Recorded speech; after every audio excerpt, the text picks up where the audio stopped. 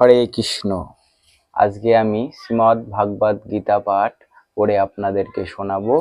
শ্লোক 25, নবম অধ্যায় রাজগুহ থেকে শ্লোক 25 পড়ে শোনাবো। জানতি দেবব্রতা দেবান পিত্তন জানতি পিতৃব্রতা ভূতানি জানতি ভূতেজ্জা জানতি যদা জায়জি নহপি মাম। জানতি মানে প্রাপ্ত হন, দেবব্রতা মানে দেবতাদের উপাসক, দেবান মানে দেবতাদের পিতৃণ মানে পূর্বপুরুষদের, জানতি মানে লাভ করেন, পিতৃব্রতা মানে পিতৃপুরুষদের উপাসকগণ, ভূতানি মানে ভূত ও প্রেতদের, জানতি মানে লাভ করেন।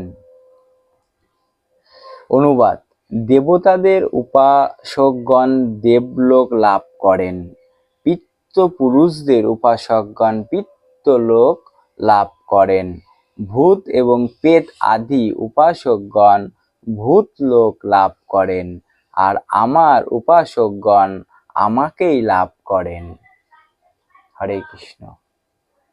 তাৎপর্য: যদি কোনো মানুষ চন্দ্র সূর্য আদি গ্রহলোকে যেতে ইচ্ছা করে, তাহলে সে সেই উদ্দেশ্যে প্রদত্ত দর্শপৌর্ণমাসী নামক বিশেষ বৈদিক বিধান পালন করার ফলে তার ঈপ্সিত লক্ষ্যে পৌঁছাতে পারে। এই সমস্তই বেদের কর্মকাণ্ডীয় বিভাগে বিশদভাবে বর্ণনা করা হয়েছে। এখানে স্বর্গলোকের অধিপতিত দেবতাদের উপাসনা করার বিধান দেওয়া হয়েছে। তেমনি বিহিত যজ্ঞ অনুষ্ঠান করার ফলে পিতৃলোক প্রাপ্ত হওয়া যায়।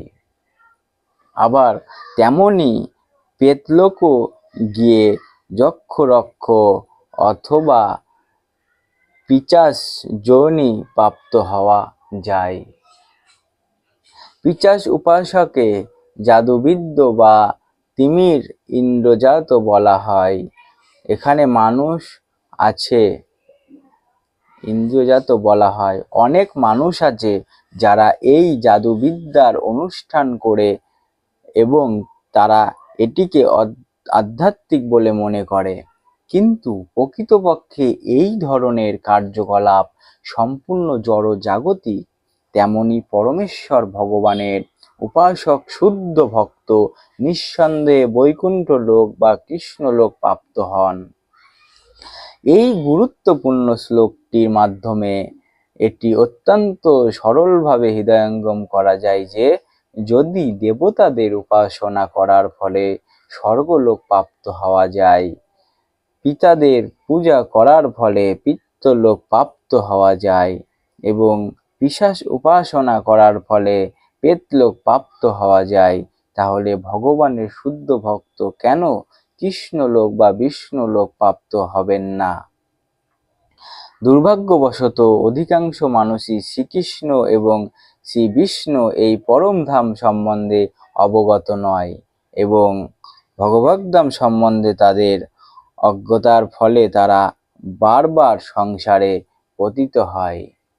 এমনকি নির্বিশেষবাদীরা ব্রহ্মজ্যোতি থেকেও অধঃপতিত হয়।